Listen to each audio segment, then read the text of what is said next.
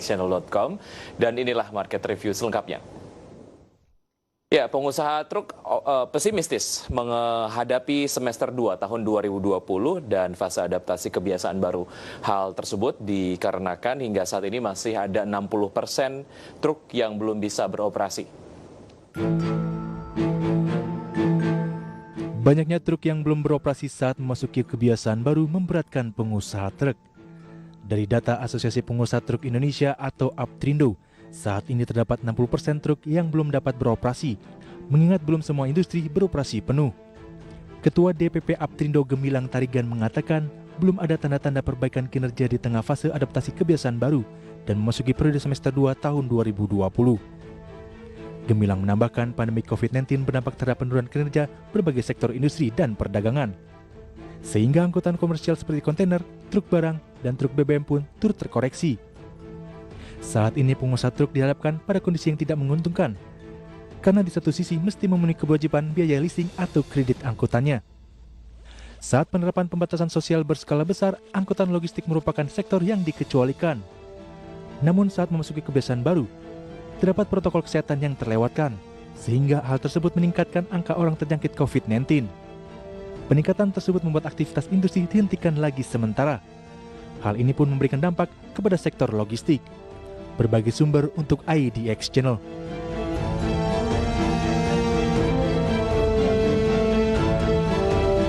Ya, pemirsa, untuk mengulas tema kita hari ini mengenai nasib perusahaan angkutan logistik saat new normal. Sudah bergabung melalui aplikasi Zoom Bapak Kiatmadja Lukman, beliau adalah Sekjen IMTA atau Indonesia Multimoda Transport Association. Apa kabar Pak Kiatmadja?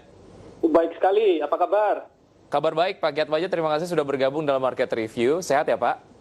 Sehat. Baik, Pak Kiatmadja, apa yang tadi sudah disampaikan melalui paket pengantar ataupun berita yang sebelumnya kita saksikan, Asosiasi Pengusaha Truk Indonesia menyampaikan bahwa sejauh ini pada saat memasuki PSBB transit ataupun kenormalan baru, ada 60% truk yang belum bisa beroperasi.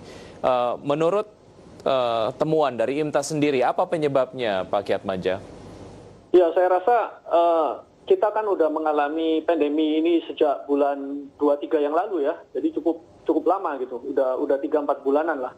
Nah, yang jadi permasalahan kan ketika diberlakukan PSBB, maka praktis teman-teman itu bekerja dari rumah gitu dan mengurangi semua aktivitas di dunia usaha.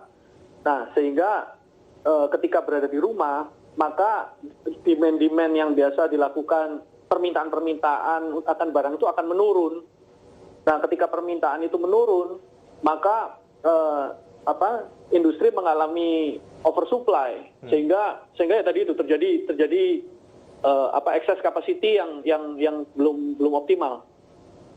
Artinya ada permasalahan adalah di sisi demand-nya ya. Dari supply sudah sangat siap sebetulnya dari sektor pendukung logistik untuk bisa beroperasi secara penuh, namun karena industri belum banyak yang fully operated, akhirnya demand untuk kendaraan-kendaraan logistik belum bisa banyak. Ya, nah itu kalau dari sisi supply dan demand ya. Tapi kan ada permasalahan dari sisi teknis juga gitu. Ada beberapa contoh. Kalau di truk sendiri waktu pertama kali berlaku, walaupun sekarang udah nggak ada ya. Waktu itu beberapa daerah melakukan lockdown setempat. Nah, ketika terjadi lockdown setempat, otomatis barang-barang yang dikirim ke daerah situ jadi tidak optimal. Terus yang kedua, beberapa pengiriman ke luar pulau itu kan menggunakan belly operator ya. Jadi contohnya itu pesawat-pesawat yang mengirim ke daerah-daerah, termasuk kapal-kapal pelni itu kan pengiriman barang menggunakan angkutan penumpang. Nah, ketika angkutan penumpang itu dibatasi ke daerah, maka barang-barang ke daerah itu jadi terhambat juga. Nah, itu juga lockdown itu juga menimbulkan tidak efektifnya kendaraan yang beroperasi gitu. Baik. Ya, sejauh mana kendala-kendala tadi tentu saja mempengaruhi penurunan lah ya dari sektor pendukung logistik ini, dan prosentasenya berapa besar Pak Kiatmadja?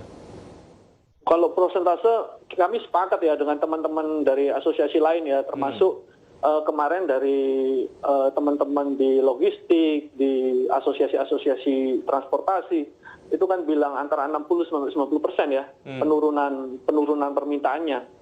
Nah, kurang lebih ya seperti itu, karena WFH ini beberapa sektor terdampak berat gitu. Contohnya itu sektor pariwisata gitu ya, di sektor perhotelan, di mana yang membutuhkan orang untuk berinteraksi dalam skala besar.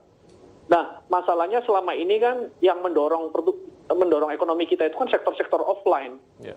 Nah, ketika sektor offline yang membutuhkan interaksi ini terdampak, maka secara otomatis berdampak kepada kegiatan ekonomi secara keseluruhan. Baik. Nah, kemarin diprediksikan sama pemerintah kan pertumbuhan kita akan bahkan minus 5% gitu. Kalau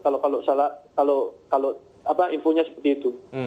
Ya, Pak Kiatmaja, satu hal yang menarik adalah mengenai proyeksi-proyeksi ataupun mungkin kesimpulan-kesimpulan yang banyak disampaikan oleh ekonom-ekonom mengenai beberapa sektor yang pertumbuhannya tetap bagus pada saat pandemi COVID-19. Salah satunya adalah logistik. Tapi kemudian yang disampaikan oleh Anda dan juga teman-teman di Asosiasi Pengusaha Truk Indonesia, kondisinya tidak seperti itu. Point of view Anda mengenai hal ini seperti apa, Pak Kiatmaja? Ya, jadi memang sektor tertentu itu bagus ya. Kalau kita lihat IT pasti bagus, telekomunikasi, kesehatan, segala sesuatu yang diperlukan untuk mendukung WFH itu bagus. Tapi memang kalau logistik itu kan luas ya. Ada sektor retail, sektor e-commerce, khususnya itu mengalami kenaikan yang sangat signifikan tuh, hampir 400%. Yeah. Tapi kalau kita lihat komposisi sektor offline itu kan jauh lebih besar daripada sektor online.